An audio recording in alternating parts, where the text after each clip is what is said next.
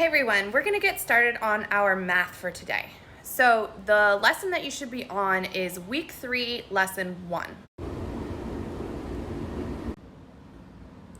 In today's tasks, you guys are going to have to take a look at equivalent fractions, use what you know about equivalent fractions to create equivalent fractions. So instead of going through the tasks, I'm going to review equivalent fractions with you guys. And we're going to just go over how to create an equivalent fraction, what an equivalent fraction is, and how you can use a model to show equivalent fractions.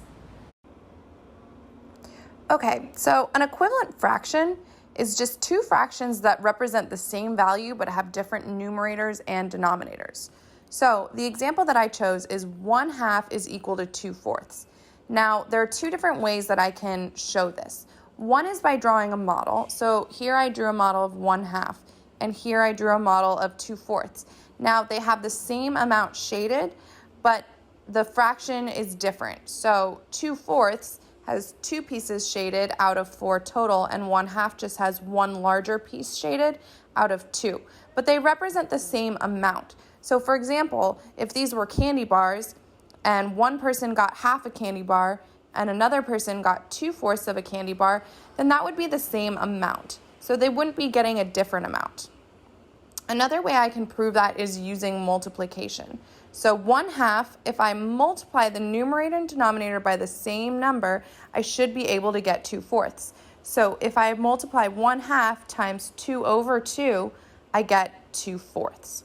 So if I wanted to do another example,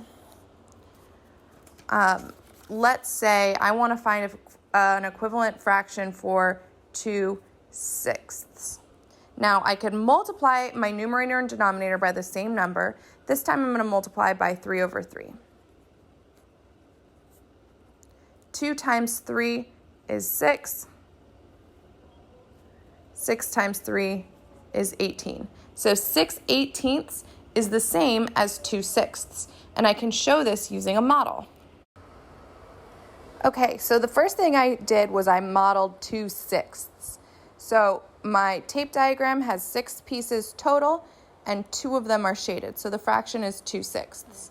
Now, to show the multiplication of 3/3, what I'm going to do is I'm going to decompose each piece into 3 equal parts. So that's like multiplying 6 times 3, and I'm going to get 18 total. I'm going to take each sixth, and I'm going to decompose it into 3 equal parts.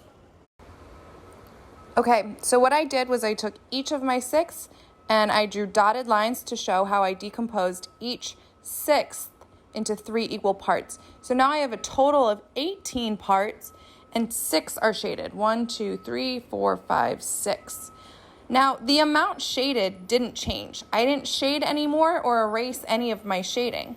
All I did was cut up my tape diagram into more pieces.